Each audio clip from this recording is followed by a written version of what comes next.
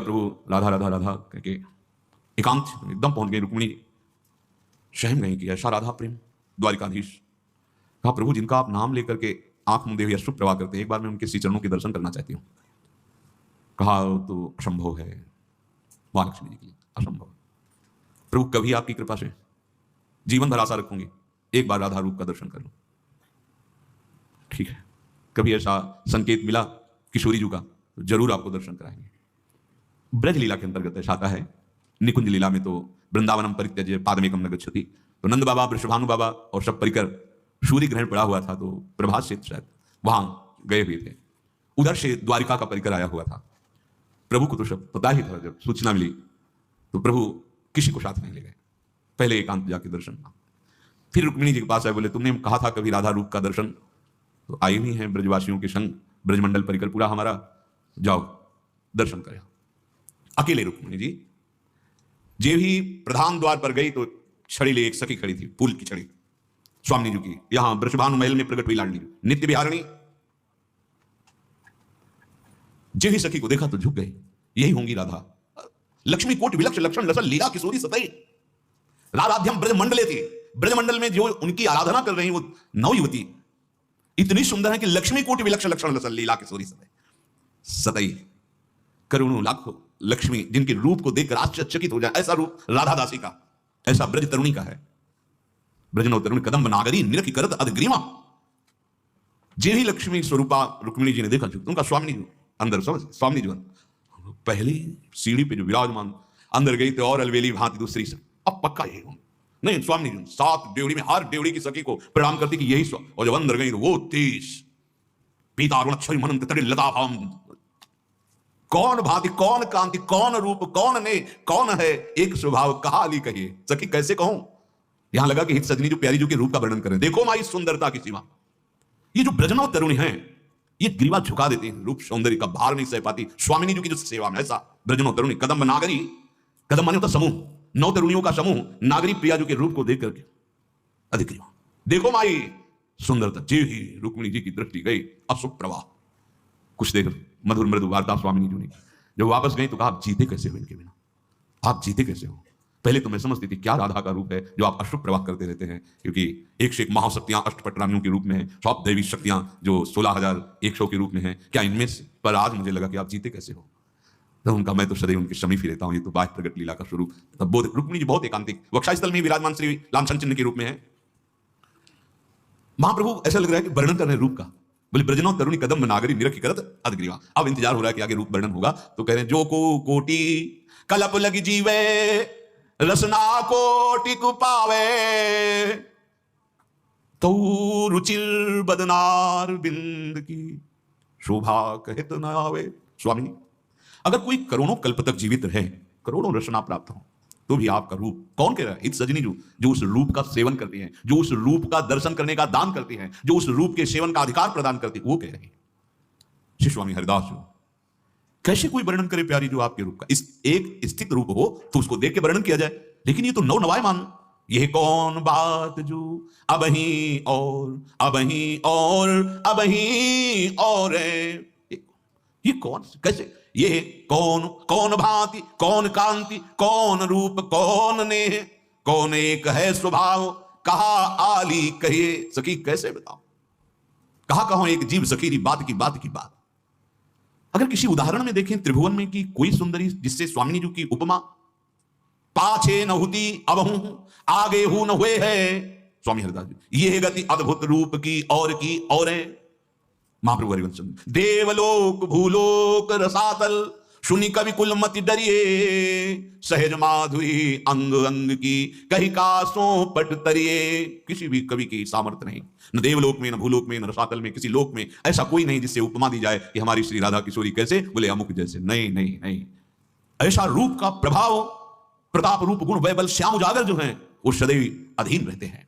बोले कौन माधुरी तरंग, हाव भाव कौन रंग, कौन मुख पानी पू, वर्णन करने में नहीं आ रहा, दुर्गा जी करे बिलोकत ही रही। रो पड़ोगे, जरा सी झांकी स्वामिनी जी की आएगी, चिल्ला के रो पड़ोगे। ऐसा आनंद समुद्र का सार महारानी जी का रूप, तेरो रूप कहत नहीं आवे, जैसे हित हरिवंश कछुक जस गावे। ऐसी हमारी श्री लाडली जी और ऐसे परम प्रवीण लालजू लसत शीस सिख पिछ मनोहर जल जन जुत सीमंत सवारी। मोतियों की लड़ी सुंदर मांग भरी हुई लाडली जी महाराज और विशाल चंद्र का लालजू महाराज सुंदर पाग और मोर मुकुट धारण किए हुए, बंसी कनक कमल कर शोभित। महारानी जी के कर कमल में नील कमल, लालजू के कर कमल में श्री बंसी जो विराजमान है। पिय पट पीत नील तनुधारी, पीतांबर सरकार धारण किए हुए हैं, अलवेली सरकार नील साड़ी धारण किए। अंग अंग छवि सहज विराजत भूषण की दुति न्यारी। अंग अंग से सहज माधुरी प्रकट हो रही श्री लाडली लाल के, और ऊपर से नौ भूषण नौ मुकुट विराजत, नवीन नवीन आभूषण। वैसे अन्य रूप में नवीन आभूषणों से शोभा बढ़ती है, लेकिन यहां शोभा ढकाई जाती है। छवि के छिपाइबे को, रस के बढ़ाइबे को, सेवा रस बढ़ाने के लिए और छवि को छिपाने के लिए आभूषणों को धारण कराया जाता है।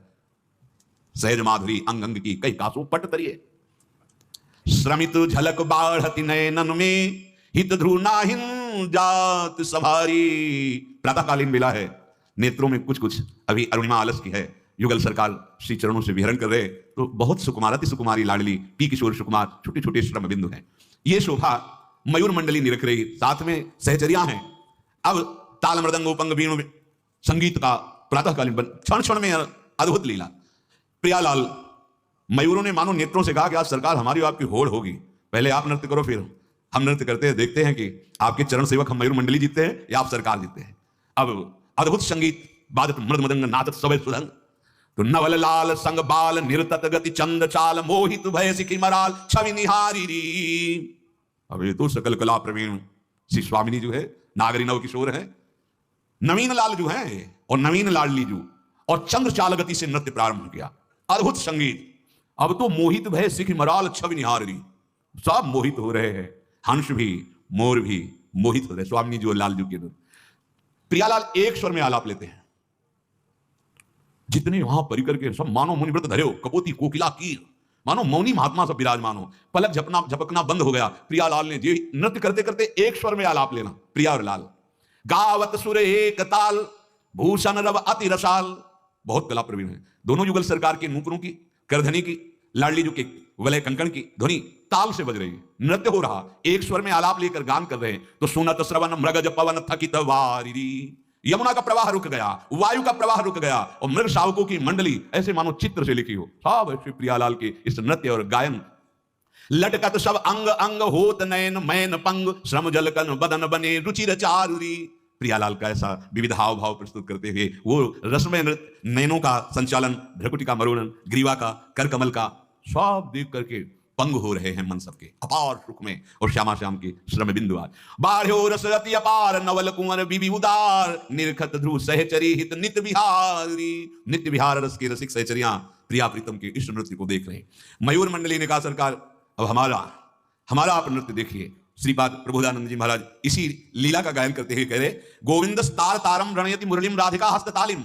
जब सरकार नृत्य कर चुके और मयूर मंडली अपने पंख फैला करके, तो लालजू ने अधरों पे बंसी विराजमान की, और संगीत के साथ लाडली जू ने राधिका हस्त तालीम, श्री जी ताली की धुन साथ में दे रही।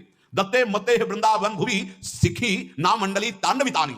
जे भी लालजू ने अधरों पे बंसी और लाडली जू की ताल पे ताली, प्रफुल्लित होकर के मयूर आज सखी नाचत हैं बनु मोर निरखी निरखी शोभा घन दामिनी। मयूर को विशेष आनंद होता है जब नवीन मेघ पर बिजली को कर, तो यहां भूतल पे नवीन मेघ पे स्थायी बिजली विराजमान है। नवजलधर कांति श्री लालजू महाराज और दामिनी सी प्रियाजू, इन दोनों को देख मोर को करके निरखी निरखी शोभा घन दामिनी गौर श्याम तनवोर आज सखी नाचत हैं बनमोर।